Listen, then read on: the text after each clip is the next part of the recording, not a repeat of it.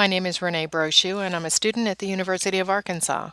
Thank you for viewing my Art in a Day video.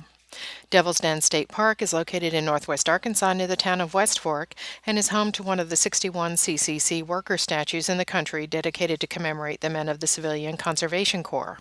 You can reach the park by taking exit 53 off Interstate 540 and have a scenic drive west on Route 170 for 17 miles to reach the park entrance. The CCC worker statue is an easy walk from the Devil's Den State Park reception area near the Lee Creek Dam, which is originally constructed by the CCC in 1937.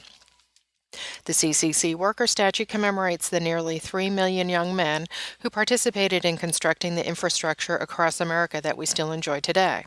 They were responsible for building 126,000 miles of public roads, stringing and maintaining over 89,000 miles of telephone lines, more than 3,500 bridges, 11,000 miles of truck trails, and more than 16,000 miles of hiking trails.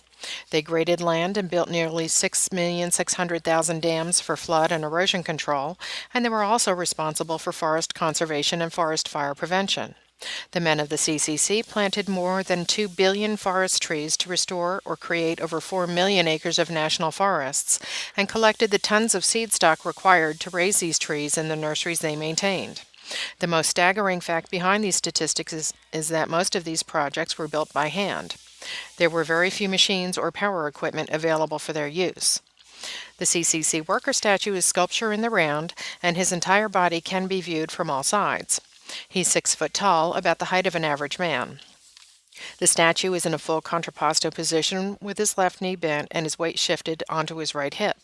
His left elbow is bent with his hand resting on his left hip, and his right arm is bent with his hand resting on the hilt of his axe.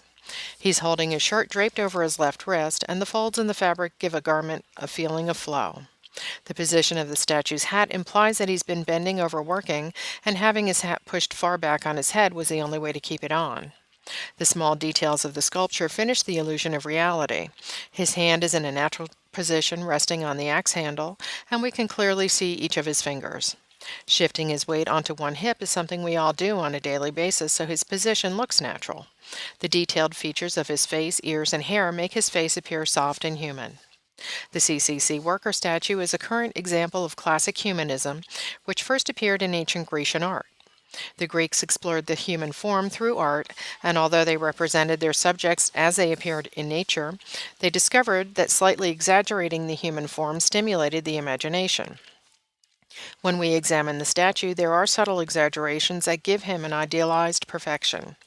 The muscles above his waist are clearly defined and slightly idealized. We can observe his physical strength from the delineation of the muscles in his arms, neck, and chest, which are slightly overemphasized to catch the viewer's eye and stimulate the imagination. Another feature of Greek naturalism is how they sculpted the clothing worn by their subjects. They represented the clothing with natural folds, and the lines in the sculptures give the fabric a soft, natural look. This is also visible in the way the shirt falls over the CCC worker's wrist. The fabric responds to gravity and drapes over his wrist, and the folds look soft to the touch. The work uniform pants bunch over his boots and move over his limbs, giving a look of flexibility and comfort to the garment. I chose to present the CCC worker statue as my Art in a Day project because this is a time in our history that was difficult for millions of Americans. The CCC provided an avenue for millions of young men to not only help provide for their families, but provide us with benefits we all enjoy today, 80 years after the fact. Thank you for watching my Art in the Day video.